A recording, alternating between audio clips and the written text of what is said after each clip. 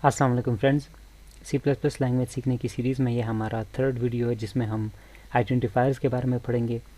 तो आइडेंटिफायर्स हमारे पास क्या होते हैं? आइडेंटिफायर्स जो है हम जो है असल में नेम होता है। Identifier is a name which we use to identify a variable, a function, class, module और एनी यूज़र डिफाइंड और बिल्ट इन आइटम। इसका मतलब क्या है? इसका मतलब ये है कि आइडेंटिफायर्स हमारे पास कोई भी एक नाम होता है, एक वर्ड होता है जो हम यूज़ करते हैं किसी वेरिएबल को, किसी फंक्शन को या किसी भी क्लास को या किसी भी आइटम को रिप्रेजेंट करने के लिए। जैसे कि हम वेरिएबल नेम्स यूज़ करते हैं माय रोल नंबर या रोल नंबर, और आगे रोल नंबर जो है उसकी कोई वैल्यू होती है। जो माय रोल नंबर या फिर रोल नंबर, जो भी नाम हमने वेरिएबल का रखा होता है, वो नेम क्या होता है? वो आइडेंटिफायर होता है हमारे पास, जो क्या आइडेंटिफाई करता है? उस वेरिएबल का नाम, कि वो क्या है, उसके अंदर जो वैल्यू है उसको डिनोट नहीं करता। वो हमें ये बताता है सिर्फ कि ये वाली वैल्यू इस नाम से आप एक्सेस कर सकते हैं, रीड राइट कर सकते हैं। तो वो नाम क्या होता है? वो हमारे पास आइडेंटिफायर होता है। और हम जो है इसके आइडेंटिफायर्स में हम तीन चीज़ें जो है अभी डिस्कस करेंगे, जिसमें पहला है कॉन्स्टेंट्स। अब कॉन्स्टेंट्स क्या होते हैं उसकी तरफ बढ़ते हैं। तो कॉन्स्टेंट्स जैसे कि आम हम अपनी रूटीन में कॉन्स्टेंट्स जो है डिस्कस करते हैं कि ये वैल्यू कांस्टेंट है या ये चीज़ कांस्टेंट है। तो कांस्टेंट से मुराद ऐसी चीज़ होती है जो चेंज नहीं होने वाली होती। लेकिन यहाँ पर कांस्टेंट से मुराद एक ऐसी चीज़ नहीं है जो बिल्कुल फिक्स ही होगी। कांस्टेंट जो है यहाँ पर हम ऐसी चीज़ को कहते हैं जैसे कि किसी वेरिएबल में कोई नाम हो या कोई डेटा हो या कोई नंबर हो। तो हम क्या कहते हैं कि ये नंबर जो है या ये जो नाम है या ये जो वैल्यू है, ये हमारे पास कांस्टेंट है। क्यों? क्योंकि वो उस वेरिएबल को हम जितनी दफ़ा भी प्रिंट करेंगे या जितनी दफ़ा भी यूज़ करेंगे तो वो हमारे पास एक ही वैल्यू प्रिंट करेगा। ठीक है? या उस वैल्यू को हम जिस तरीके से भी करना चाहे यूज़ कर सकते हैं, लेकिन हर जगह पर उस वैल्यू उसकी वेरिएबल की एक ही वैल्यू होगी। तो इस चीज़ को हम कांस्टेंट कहते हैं। अगर हम चेंज करना चाहते हैं उसको हम चेंज भी कर सकते हैं। ठीक है? लेकिन अगर हम प्रोग्राम के दौरान ही उसको चेंज करना चाहते हैं तो हम अगर उसको चेंज करने की कोशिश करेंगे तो वो हमें एरर जनरेट करेगा, क्योंकि प्रोग्राम के दौरान ही हम चेंज नहीं कर सकते कांस्टेंट्स को। ठीक है? तो ये बेसिकली हमारे पास कांस्टेंट्स होते हैं।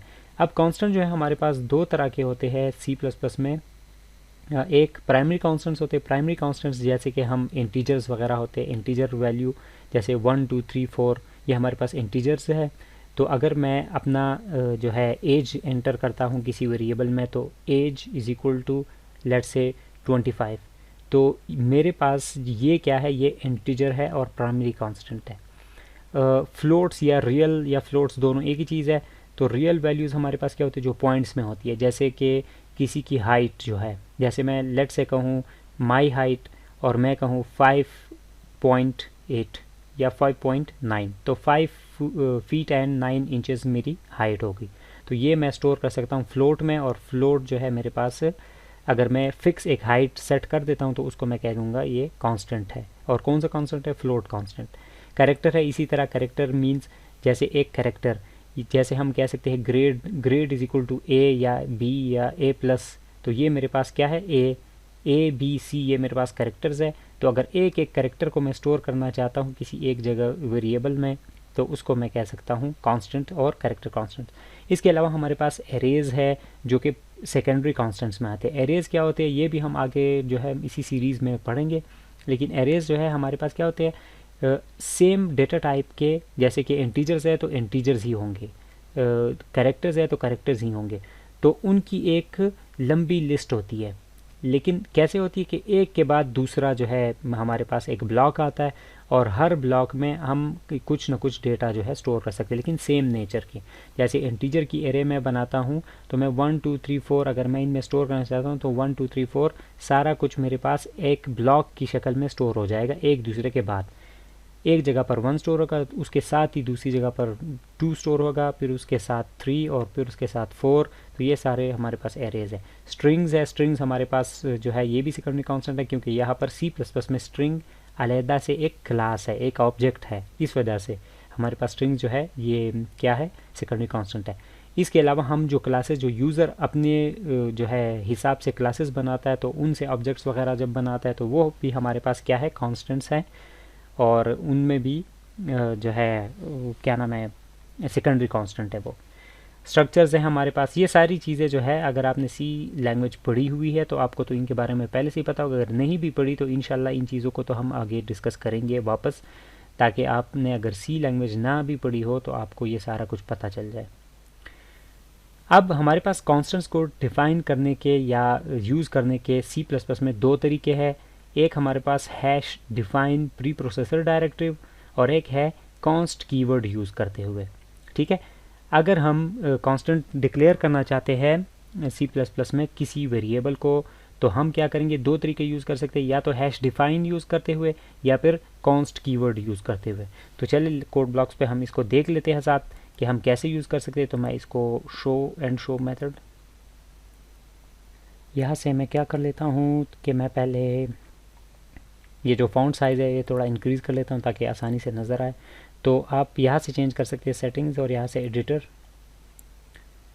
और यहाँ से ये choose this is sample text, इसके आगे ये चूज़ बटन है, इस पर क्लिक करें। और यहाँ से आप फॉन्ट स्टाइल भी चेंज कर सकते हैं, ये हम यही रहने देते हैं। ये इटैलिक करना है तो इटैलिक भी कर सकते हैं, बोल्ड करना है बोल्ड इटैलिक करना है, लेकिन ये रेगुलर ही रहने देता हूँ मैं। यहाँ से मैं 16 कर लेता हूँ फॉन्ट साइज़, जो कि मेरे ख्याल से काफ़ी है बड़ा। ठीक है, तो ये हमारे पास फ़ॉन्ट साइज़ जो है वो इतना इंक्रीज़ हो चुका है। अब मैं क्या कर लेता हूँ, जो मैं आपको बता रहा था कि मैं यहाँ से इसको जो है हैश डिफाइन डायरेक्टिव, जो हैश डिफाइन डायरेक्टिव है, एक मेथड हमारे पास ये है। यहाँ पर हम क्या करते हैं, यहाँ पर हैश डिफाइन कीवर्ड हम लिख लेते हैं, और यहाँ पर साथ ही हम नाम यूज़ कर लेते हैं, लेट्स से माई वेर। ठीक है, और यहाँ पर इसकी वैल्यू रख देते हैं लेट्स से 65। तो अब मैं जहाँ पर भी, यहाँ पर अगर फ़र्ज़ करें मैं हेलो वर्ल्ड के नीचे यहाँ पर सी आउट करके माई वेर लिख देता हूँ, तो मेरे पास अगर ये प्रोग्राम मैं रन करूँ तो ये मेरे पास कांस्टेंट वैल्यू प्रिंट हो जाएगी। अब स्क्रीन पर ये देखिए, यहाँ पर मेरे पास अगर आप देख सकते हैं कि हेलो वर्ल्ड के नीचे 65 प्रिंट हो गया। तो ये जो है हम कांस्टेंट ऐसे डिफ़ाइन करते हैं। अब ये कांस्टेंट कैसे है कि अगर फ़र्ज़ करें मैं यहाँ पर ऐसे करता हूँ ना कि माई वेर और इज़ इक्वल टू 70, अगर मैं इसकी वैल्यू चेंज करना चाहूँ और अब मैं इसको प्रोग्राम को रन करूँ तो ये मेरे पास यहाँ पर एरर आ रहा है। ठीक है, और ये एरर कौन सा आ रहा है, मैं यहाँ से व्यू में जाता हूँ और यहाँ पर टूल बार्स या फिर यहाँ से मैं लॉग्स को जो है सेलेक्ट कर लेता हूँ। तो यहाँ पर मेरे पास ये देखिए नीचे एरर आना शुरू हो गया। ये क्यों एरर आ रहा है, क्योंकि ये मेरे पास कांस्टेंट है और हम उसको चेंज करना चाह रहे हैं, तो इस वजह से ये मेरे पास एरर आ रहा है। ठीक है, तो इस तरीके से ये एक मेथड हुआ। दूसरा मेथड है हमारे पास कॉन्स्ट कीवर्ड जो है यूज़ करते हुए हम यूज़ कर सकते हैं, एक वेरिएबल को कांस्टेंट बना सकते हैं। जैसे कि मैं कहूँ कॉन्स्ट और यहाँ पर माई इंट, इंटीजर टाइप का हम बनाना चाहते हैं। सिर्फ इंटीजर नहीं, हम फ्लोट भी बना सकते हैं। लेट्स से मैं फ्लोट बना लेता हूँ, फ्लोट माई हाइट। ठीक है, और इसको मैं कहूँ 5.9, ये हो गया। अब अगर मैं इसको यहाँ पर प्रिंट करना चाहूँ तो माई हाइट, HEIT, ये हाइट। अब अगर मैं इसको प्रिंट करना चाहूँ तो मैं यूज़ कर सकता हूँ, ये मेरी हाइट यहाँ पर जो है आपको नज़र भी आ रही है, ये ऐसे हो रहा है। लेकिन अगर मैं इसको क्या कर लेता हूँ, यहाँ पर चेंज करने की कोशिश करूँ माई हाइट को, तो ये मुझे एरर देना चाहिए, इसको 6.1 कर लेता हूँ मैं। अब अगर मैं इसको दोबारा रन करूँ तो ये मेरे पास एरर आ रहा है, और उसी तरह ही एरर है। मैं यहाँ से व्यू से लॉग्स, और यहाँ पर वही एरर दिखा रहा है जो पहले दिखाई दे रहा था। ठीक है, अब ये देखा, ये assignment of read only variable, कि ये रीड ओनली है, आप राइट नहीं कर सकते इसको। तो ये हमारे पास कॉन्स्टेंट्स होते हैं, और कॉन्स्टेंट्स को डिफ़ाइन करने के लिए ही दो मेथड्स है, एक hash define directive pre processor directives, और एक हमारे पास कॉन्स्ट कीवर्ड यूज़ करते हुए हम कर सकते हैं। ठीक है, तो ये हमारे पास, और ये दोनों हमारे पास प्राइमरी कांस्टेंट है, एक फ्लोट हो गया और अगला हमारे पास इंटीजर हो गया। ठीक है, अब हम जाते हैं अपने दोबारा स्लाइड्स पर। स्लाइड्स पर जाने के बाद हम नेक्स्ट जाते हैं। नेक्स्ट हमारे पास है वेरिएबल्स। अब वेरिएबल्स जो है हमारे पास वो मेमोरी नेम्स होते हैं उन मेमोरी लोकेशंस के जहाँ पर हम डेटा स्टोर करते हैं अपनी मेमोरी में। जैसे मिसाल के तौर पर ये जो एग्जांपल्स है हमारे पास है माई नंबर, तो माई नंबर हमारे पास नाम है उस वेरिएबल का, उस इंटीजर वेरिएबल का जिसके अंदर 5 स्टोर है, लेकिन वो कहाँ पर स्टोर है, वो मेमोरी में किसी लोकेशन पर स्टोर होगा। ठीक है, और उस मेमोरी लोकेशन का हम एक्सेस कैसे करेंगे, अगर हम इसको यूज़ करते हैं, प्रिंट करना चाहते हैं, प्लस करना चाहते हैं, माइनस करना चाहते हैं, तो हम इसको मतलब ये जो 5 हमने स्टोर किया है इसको इसके नाम के साथ जो है हम यूज़ कर सकते हैं। मतलब माई नम के नाम के साथ हम इसको जो चाहे कर सकते हैं, हम इसको प्लस कर सकते हैं, माइनस कर सकते हैं, ऐड कर सकते हैं, प्रिंट कर सकते हैं। तो इस तरीके से ये जो है हमारे पास नेम्स होते हैं, वेरिएबल के कुछ नाम होते हैं और उनको हम क्या कर सकते हैं, उसकी मदद से डेटा को स्टोर कर सकते हैं, रिट्रीव कर सकते हैं मेमोरी से। इंटीजर का ये हमारे पास कई सारे एग्जांपल है, इंटीजर्स है, फ्लोट है, डबल है, बूल है। बूलियन जो है हम ज़्यादातर उस वक्त यूज़ करते हैं ट्रू फॉल्स के केस में। मतलब इज़ प्रेजेंट, मतलब एक स्टूडेंट है वो प्रेजेंट है या नहीं है, तो हम अगर उसकी अटेंडेंस लेना चाहते हैं तो उस तरह के डेटा को स्टोर करने के लिए इज़ प्रेजेंट या नॉट, तो प्रेजेंट अगर है तो ट्रू है, नहीं है तो फॉल्स। या इज़ अबव देन 18, 18 से अबव है या नहीं है, तो उस केस में ऐसे इस तरह की नेचर की इन्फॉर्मेशन हमने स्टोर करनी हो तो हम ट्रू फॉल्स यूज़ करते हैं या बूलियन यूज़ करते हैं, उसको हम बूलियन कहते हैं। स्ट्रिंग है हमारे पास, स्ट्रिंग जो है हमारे पास कलेक्शन ऑफ करेक्टर्स होते हैं, जैसे ए बी सी है, ये अलग-अलग अगर मैं स्टोर करता हूँ तो ये करेक्टर्स हैं मेरे पास, और अगर मैं इनका कम्बिनेशन बना के एक मीनिंगफुल डेटा लिख रहा हूँ, जैसे किसी का नाम हो, जैसे किसी की आईडी हो, मिसाल के तौर पर रजिस्ट्रेशन रोल नंबर होता है ज़्यादातर, जैसे A B C H X Y G और आगे 1 2 3 4, तो मिक्स करेक्टर और 1 2 3 या फिर ए बी सी और 1 2 3 दोनों का कम्बिनेशन होता है, तो उसको हम स्ट्रिंग्स कहते हैं। ठीक है, और इसके अलावा हमारे पास वेरिएबल्स में और कुछ नहीं है। तो वेरिएबल्स हम जो सिंटैक्स है वो कैसे होता है हमारे पास, पहले हम टाइप, ये देखिए सिंटैक्स यहाँ लिखा हुआ है, पहले हमारे पास टाइप होती है, वेरिएबल का जो है टाइप है कि किस टाइप का वेरिएबल बनाना चाहते हैं आप, इंटीजर है, फ्लोट है या क्या है वो बताते हैं आप, और फिर वेरिएबल का नाम है, यहाँ पर नेम हम करते हैं, जैसे कि यहाँ पर इंटीजर टाइप है, इस पहले वाले एग्जांपल में ये इंटीजर टाइप है, और माई नम इस वेरिएबल का नाम है, और इज इक्वल टू जो है ये हमारे पास असाइनमेंट है, असाइनमेंट ऑपरेटर है, या इक्वल भी हम इसको कह सकते हैं फ़िलहाल के लिए। नेक्स्ट जो है आप इंशाल्लाह इसको भी चेंज करेंगे, इसको हम असाइनमेंट कहेंगे, इक्वल नहीं। और ये हमारे पास जो है वैल्यू है इसकी, मतलब वैल्यू की जगह पर हमने 5 यूज़ किया। तो ये हमारे पास सिंपल सिंटैक्स है, हम इसको यूज़ करते हुए अपने वेरिएबल्स को डिक्लेयर कर सकते हैं, इनिशियलाइज कर सकते हैं या यूज़ कर सकते हैं। तो अब इसके बाद हम जाते हैं, अब जो है हम नेक्स्ट स्लाइड में जाते हैं, तो हमारे पास लास्ट टॉपिक आ जाता है कीवर्ड्स का। अब कीवर्ड्स क्या होते हैं, कीवर्ड्स वो वर्ड्स होते हैं जिनको यूज़ करते हुए हम मुख्तलिफ ऑपरेशंस परफॉर्म करते हैं और वो किसी ख़ास ऑपरेशन को जो है रिप्रेजेंट करते हैं। जैसे कि हम इफ़ अगर यूज़ करें तो इफ़ का मतलब हम इफ़ एल्स वगैरह में यूज़ करते हैं कंडीशनिंग के लिए।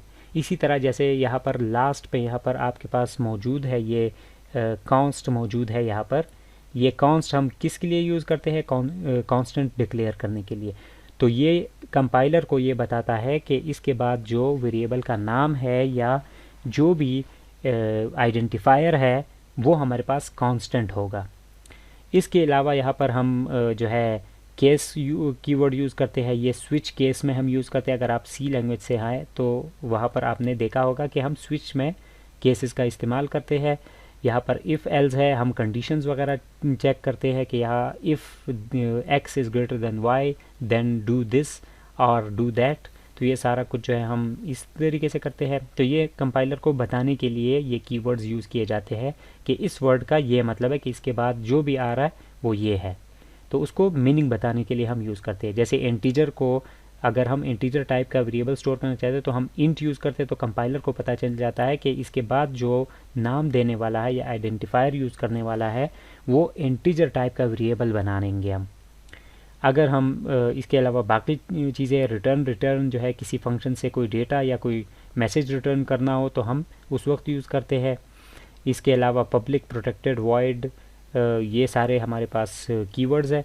तो ये हमारे पास कीवर्ड्स है, ये आपको याद करने की ज़रूरत नहीं है, लेकिन कुछ जो है हम, जैसे ये मैंने आपको कुछ इंपॉर्टेंट बता दिए, ये हम यूज़ करेंगे आगे वाली वीडियोस में, तो आपको ये खुद ही याद हो जाएंगी।